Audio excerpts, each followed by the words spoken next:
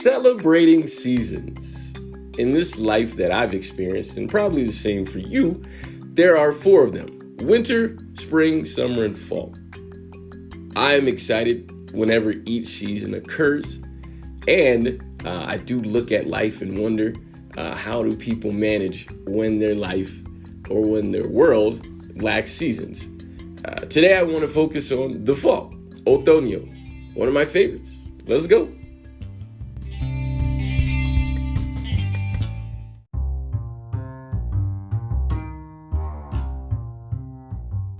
And today on Voices, I want to talk to you about loving the fall, Otoño. I love the fall so much because of the representation it is or has of change. Now, all of the seasons represent change in a metaphorical and physical way, but the fall seems to be one that's different because it's in between the heat of life and the cold or hibernation of life. It's when you kind of feel like you know what's going on. It's when you are educated or at ease or comfortable with whatever you are or wherever you are in life. And so for the last couple of days as we enter or get close to the fall season, I think you have thoughts, or I have thoughts, that are reevaluations of yourself, of your progress of your life. I mean, we just went through a period of time where we were locked down, and now we're in a period of time, so we're moving from lockdowns and dealing with what to do when we're free. We've dealt with a new and significant change in life, and now we're thinking about how that change affects us going forward. And so there's so many new conversations or old conversations as well that have a new dynamic attached to it. One of the conversations I had was in relation to inspiration and motivation. And I was asked a question, so I gave my opinion, flawed as it may be, but I gave my opinion on the difference between inspiration and motivation and how to find or how to connect to inspiration. So I'll let you have a listen.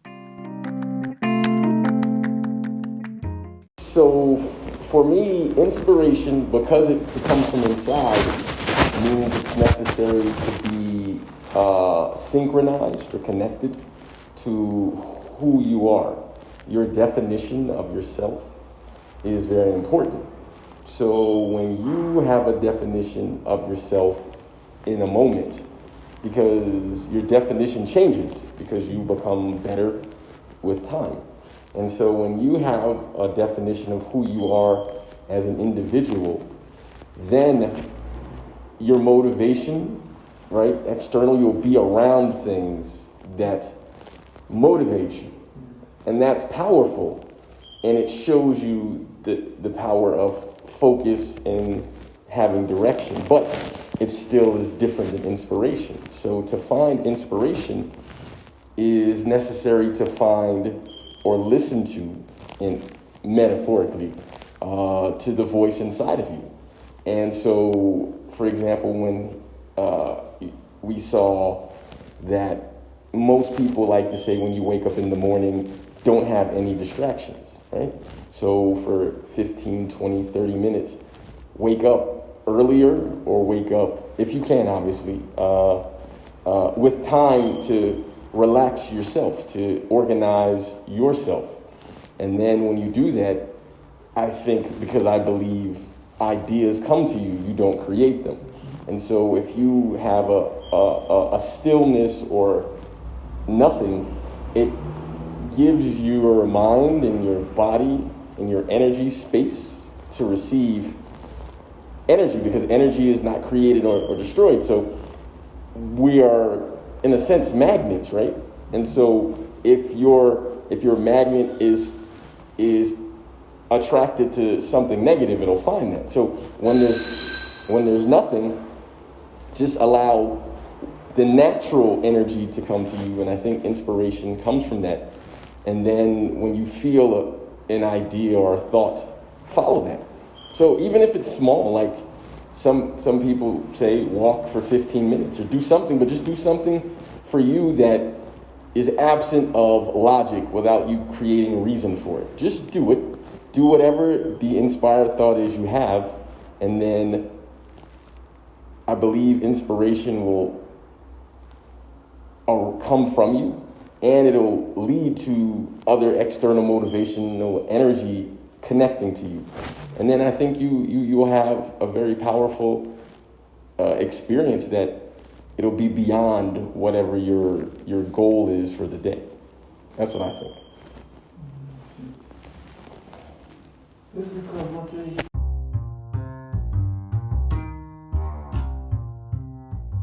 In another standout dialogue that I had and was blessed or fortunate enough to have in my life, it was a question that dealt with the evolution of what is and is not importance and how we determine importance, but also how the algorithms in our life function now. I mean, there were always algorithms in the sense of how you see what you see and how, I don't know if you use law of attraction or magnetism or whatever, how things felt to be sort of attracted to you or cyclical in your life based on your emotions and your feelings.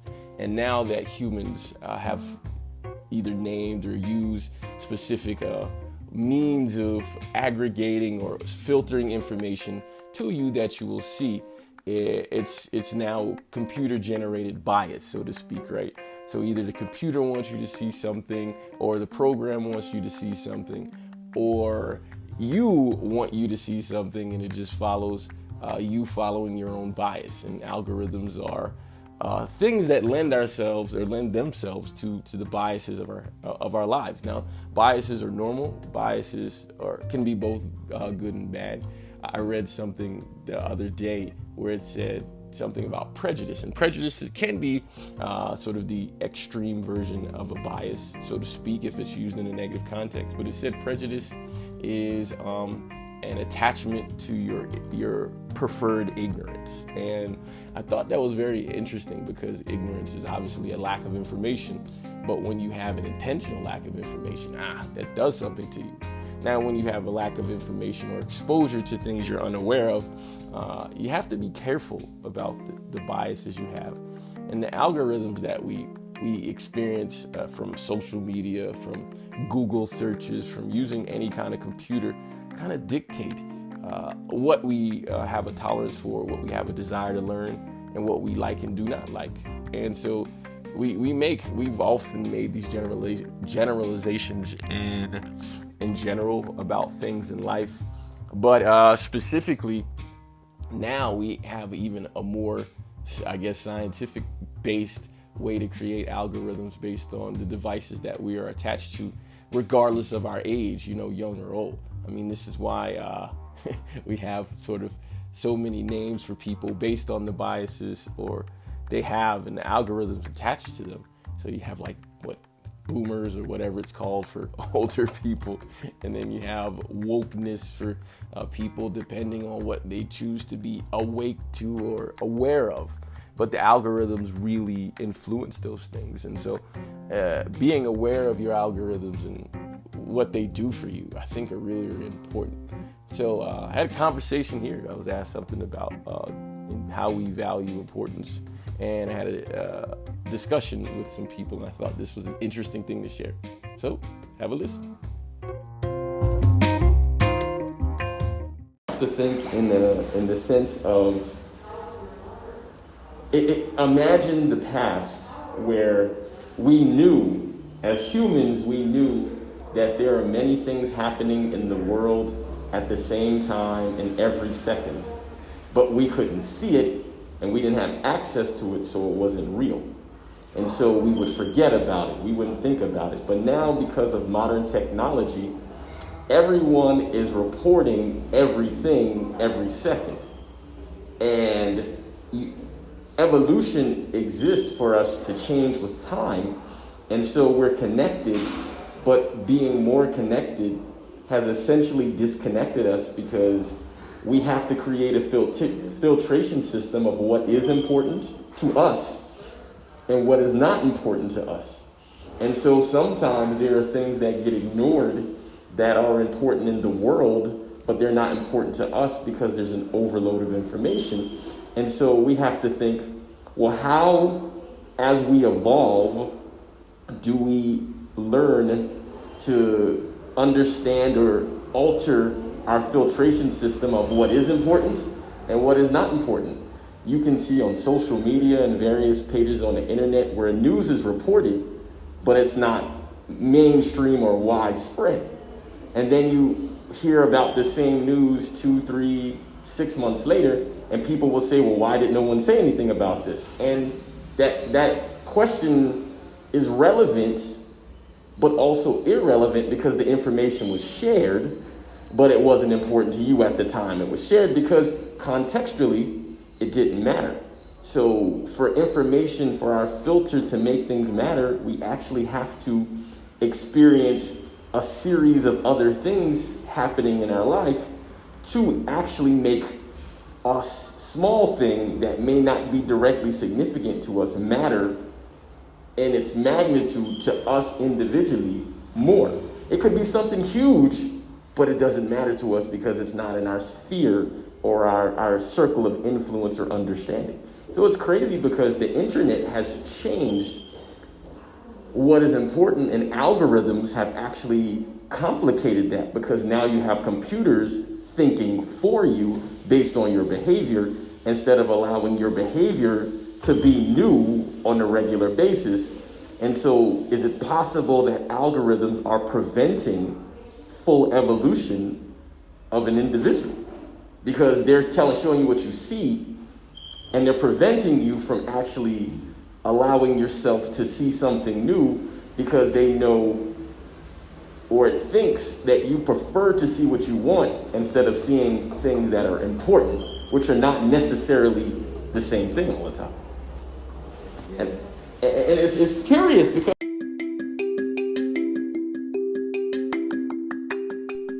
and those are just a few of the things that have come across my mind and across my plate and across my personal experience and algorithm.